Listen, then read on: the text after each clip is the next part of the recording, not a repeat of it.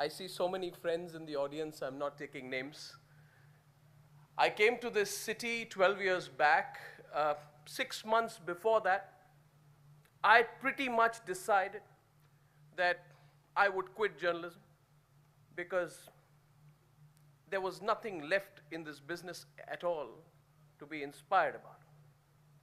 What was journalism 12 years back was a man who would come and do a show called Sunsoni, and the show was about all criminals, and he had mastered the art of looking and sounding like a criminal himself. And they would say the world is coming to an end, and we'd reduced this great, beautiful profession of journalism to an abject joke. Believe me, Sabas, where are you, my friend? You wouldn't be calling a journalist to speak to your esteemed and august gathering 12 years back. You wouldn't do that. And now, not only do you call a journalist, which is actually a curious thing for me on why you've called me at all. I was thinking about it and I said, yes, I complete the third E because I provide you an experience. You were talking about experience at 9 o'clock every night. I hope you experience it. Second E was an event. Well, I think it is an event at the same time. I mean, the thought of a madman sitting in a studio alone with nobody around him but 8 boxes, shrieking at each one is quite an event. But I also provide you the entertainment, don't I? Don't I do that? So I want honorary membership of the Triple EMA. And I want to be the founding father of the Triple EMA this time tonight. But listen, you are a great industry and I won't flatter you more. There are a lot of people who tell you good things about you, but you brought professionalism into this business. There are so many references to my friend Roshan. And you know, when I entered Hindu college, in the first year, I was told that the superstar you must meet, the first radio jock in this country. He was in his MA previous, and so time flies. 20 years later, Roshan, it's great to see you today. And looking at what Roshan's done, what Sabas has done, what your industry has done, is that you've basically professionalized it all. You've cleaned it up. You've provided the deliverables. And I think you are doing a great job for this country. So when I see beautifully managed events, the first thing we talk about is what is the perception someone who comes from outside or someone who is investing in this country takes away from it. And when you see a beautifully managed event, that's the first impression that you get. So I don't know the rest of your business, but for presenting the right picture of this country to the world outside, I think you are doing a great service for this country. So thank you for that. Now, I feel I'm totally blessed today where I am. And I will speak for 20 minutes and I'll shut up and somebody just put an alarm on that and then we'll talk because I came here to talk today. One-sided conversations only happen on TV. But I feel I'm really blessed because what is the chance that a middle-class family's boy with no godfather in the media business, no godfather in any of these associated businesses. I mean, heck, nobody from my family did anything except law and politics. Nothing to do with media. You know, what is the chance that somebody with that background, with a general liberal arts degree in sociology from Hindu college, with nothing to back him up, comes to a point where a lot of people watch me, right? Every night, for good or bad, entertainment, whatever. But I tell myself, I was talking to my dad today. My dad says, you know, he was talking about some news reports that came yesterday, day before. I said, Dad, don't worry about all that, but think about how blessed we are. Where did you imagine that today your son or whatever, you know, you'll be able to connect to so many people in a real way, have real conversations. And I feel I'm blessed because I feel I've become part of so many families. And I know people and I know human psychology and I know the way people relate to me. They feel I'm part of the family because they have dinner with me every night. And when I have, you know, elderly people coming to me, they say beta with a very real feeling. Like he's the guy, you know, whatever, comes and shouts, but we spend 2 hours with him, 1 hour with him, 3 or 4 or 5 nights a week, right? You don't even spend that much time with your own family members. And when you go to a hospital and you suddenly find that there are people who've come out of a bypass surgery and you know, they see me hanging around there, they said, oh, can we talk to him? And I tell them, don't meet me after a bypass, I'm not good for you. But I feel I go to those people, I talk to them, I sit with them.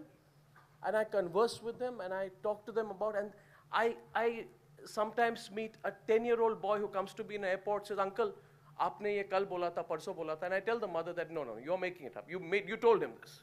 You told him to say this. The mother says, no, he watches you. He watches you, he does memes on you or whatever that these kids do. But imagine this.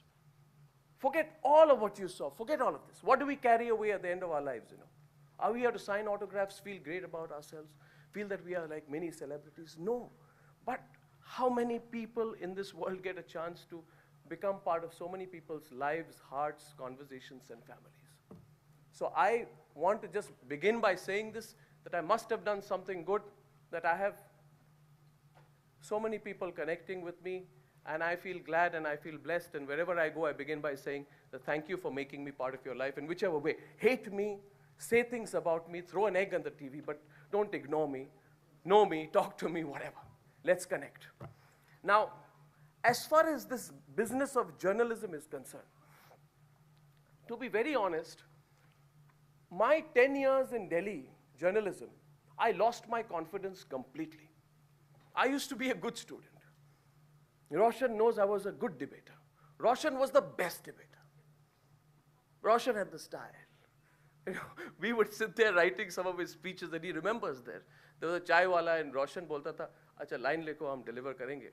तो हम वहाँ पे बैठते थे.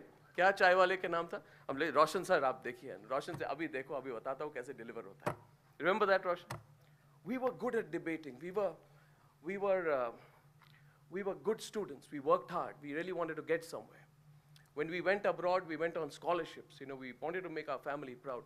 But believe me, any journalist today begins his career where I started, spends 10 years in Delhi journalism, the person will, that city will ruin your confidence.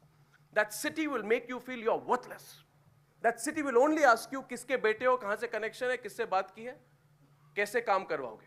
Simple. And to be a journalist, these are things that you must abhor.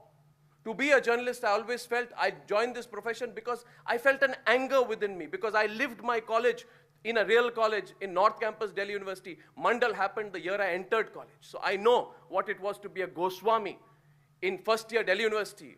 Goswami, you're going near Kranti Chowk. Koi nahi puchta aapko 90% mila. Puchte aap Goswami or Pandit or Brahman. And by the time your second year, I remember me and my friends we had gone to see a film in Chanakya. And we were coming back with Chanakya, we were wearing bandanas, which were cool. We were in bikes, we were stopped near Red Fort and said, "What are you people doing?" I said, "I'm movie dekh ke aa rahe hain. Second show." Well, then, nahi. You people immediately go back to your camera. What happened? Well, aapne suna nahi, Babri Masjid tod di. So my generation, when we went through college, we had two colossal societal experiences. You are first given the sense of your caste.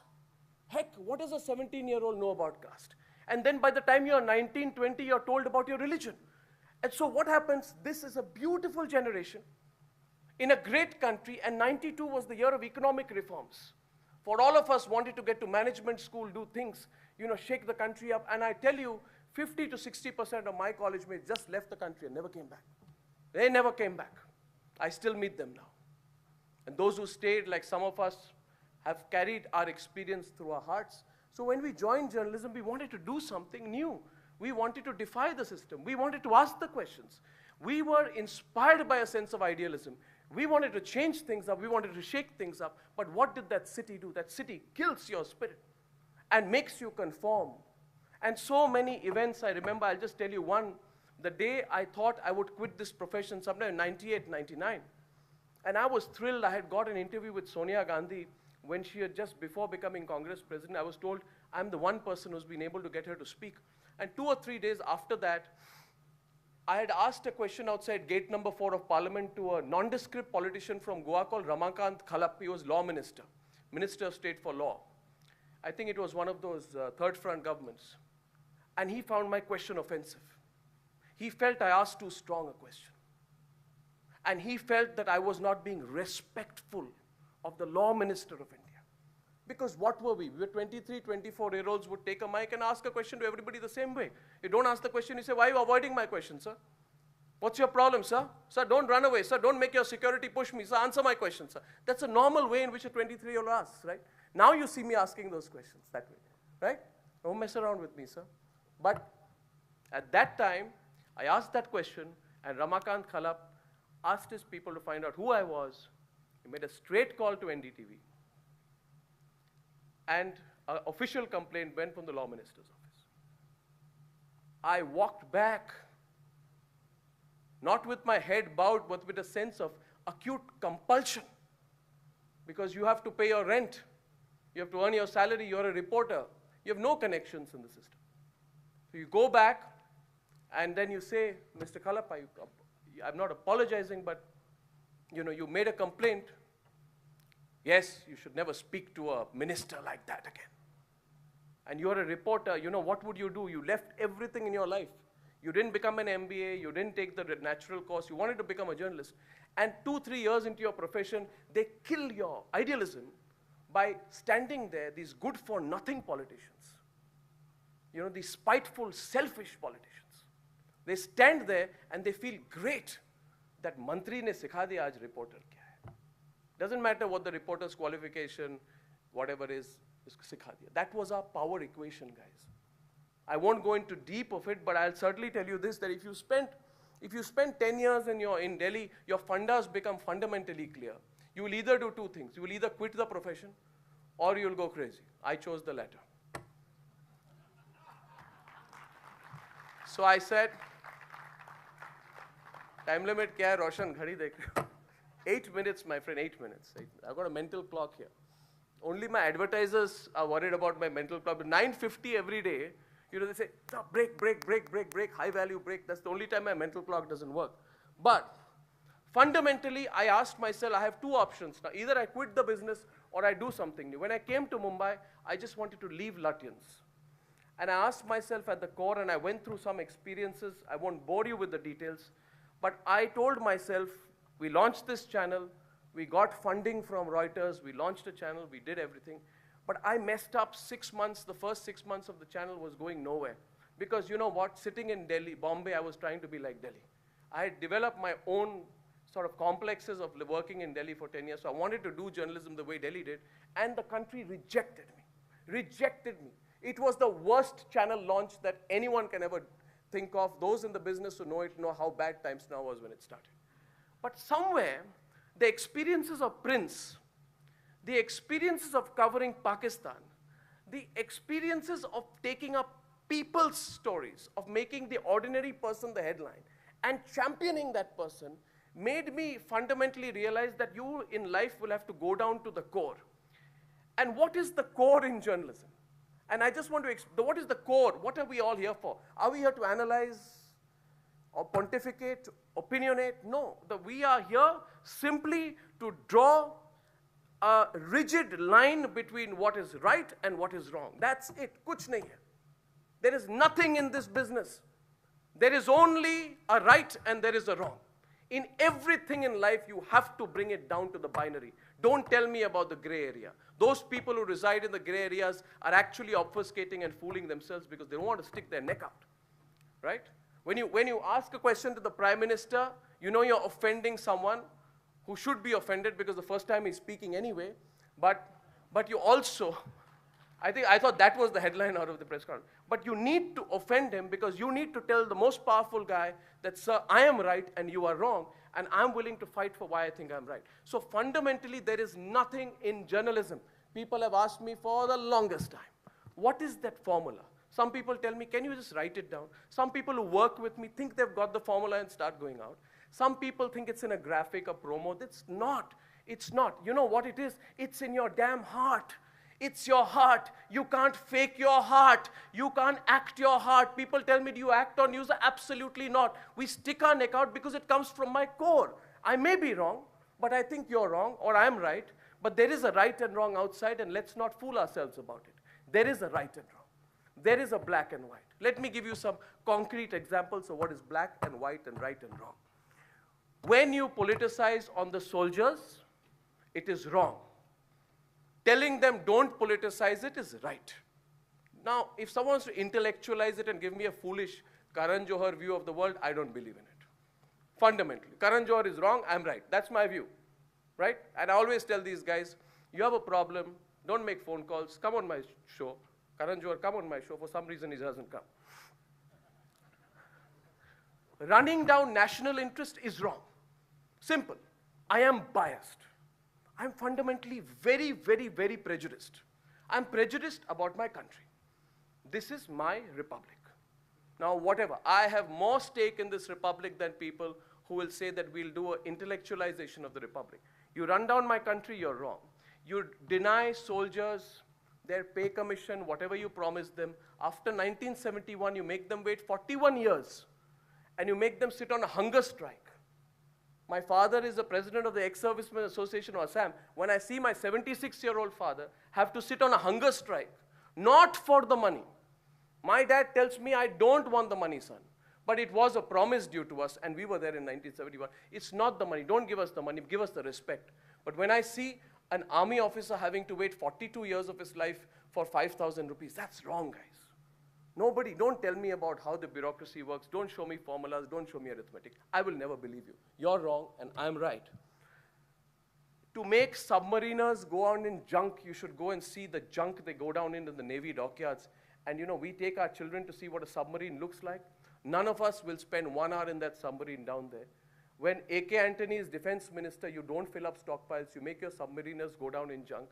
And then we know the commissions that you make, and nobody, believe me, when I have investigated Augusta Westland, I'm making a statement here today, I have got papers with me which prove that the biggest defense deals of this country, if you compare what we are going to break in the future someday, Augusta Westland is not even 1% of it, not even 1%. And do you think that story will not be broken? It's a question of when, not whether. Now, that is wrong. When you're willing to kill a Navy guy, right, going down in a submarine, but you'll fill in your pockets, that's wrong. Now you begin to escalate that whole issue. Making someone wait in an ambulance, allowing someone to die because somebody's security stopped a person from moving, right? Part of our VVIP racism campaign struck a wonderful chord this year because I think we were simply bringing our own experiences in. We've all been pushed and shoved at airports and made people have jumped queues. That's wrong, right? That's wrong. Now think about the examples I'm telling you. It's all very, very simple. It is not complicated. It is not graphs. It is not calculations. It is not swings. It's not deep analysis. It's not a bunch of people from Oxbridge places speaking in a language that you and I don't fundamentally understand. Because I believe journalism for a long time, and I heard that line, Thanda matlab Coca-Cola, that is the fact, right? If that can be said in advertising, why can't the same truth be said in the same way in journalism? Because the truth is that English media in this country alienated the people of India for the longest time. And they believed that we need to use language that is only available in a dictionary, work out of offices where the editor sits down there, does not meet the hoi polloi, does not meet the rest of the people, where editorial meetings happen in a certain sacred space, where there is no communication with people outside, and eventually when analytical programs are done, there are more people from abroad than from your own country speaking a language that nobody understands. That is what English media journalism had done over the last 30, 40 years. What have we done? We've not dumbed it down. I have not dumbed down journalism. If I had dumbed down journalism, I wouldn't have had the courage to break the Commonwealth Games scam. It was detailed analysis. Each story that I have done runs a personal risk on me. When you break the Commonwealth Games scam and you accuse somebody of siphoning off billions of dollars and you take names and you name the people, and you don't shoot off another media channel's shoulder saying media report said, you say, I say that you are corrupt, this company made money, you're sticking your neck out. And when you take the names that night, you know that this man, Suresh Kalmadi, is damned serious. He may be a fool, but he's got an establishment behind him that is going to pull you down at the slightest opportunity. Then I tell myself, why on earth am I doing it? Why do I get fired up? Why do I take a challenge of defamation like a personal challenge? What is it in for me? I have faced that situation after 2G. I have had people try to make personal attacks on me at that time. I have had court cases put on me for ridiculous reasons. And believe me, today I will tell you on this stage, I have had some of the most senior politicians of India tell me, go to that person, settle the case. We will sort it out in court.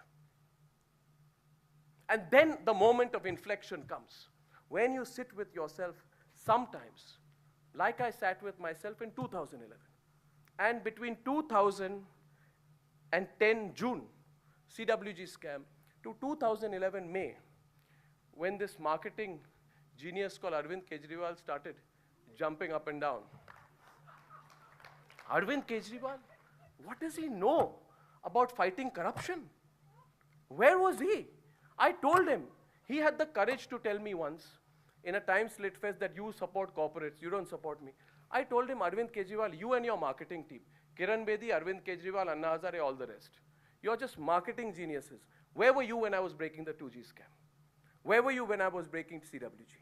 Where were you when we were getting the calls, getting the threats? You just capitalized on the sense of anger that was building in a country. Good for you, but never claimed to take authorship for it. But fundamentally, what I'm telling you guys, it's not fun and games. This may seem engrossing. I'm here to tell you here today that behind what seems engrossing is a lot of heart, a lot of feeling, a lot of soul, a lot of nationalism, a lot of idealism where we go back to our core, and a lot of risk. So I go everywhere today and I say, listen, I take the risk on your behalf. And that's why I seek your support. When you break Lalit Gate, you are not taking on the minions in the system. You're simultaneously taking on 2 chief ministers and 1 foreign minister of India. And you sit, I remember when I broke Lalit Gate and I sat down at 9:05 on a Sunday morning, broke the story. At 9:20, Sushma Swaraj put out a press release confirming my story. That's when I took my first breath. Because when you're sitting in a studio in Lower Parel with nothing, a camera, nothing. Believe me, people say, oh, television requires a lot of money. We pump hundreds of crores. They're stupid. Television, you know what it needs? It needs one sense of idealism and one camera and an audience. Kuch nahi chahiye. And when you sit there at 9:05, you break the story, your heart is pounding, saying, what if I got it wrong? And while you're breaking the story, you say, give me more papers, I still want to read. And then you get the confirmation, and then you say, okay, I'm going to breathe. But for that 15 moments, your heart is in your mouth. We go through those experiences, and why do we go through it?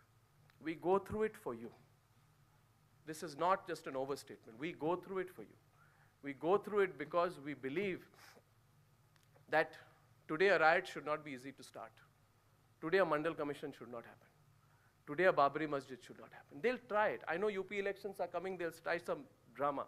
But it'll be drama. Before they escalate it, they'll be worried that before a riot starts, 2 cameras will reach them. That for me is accountability.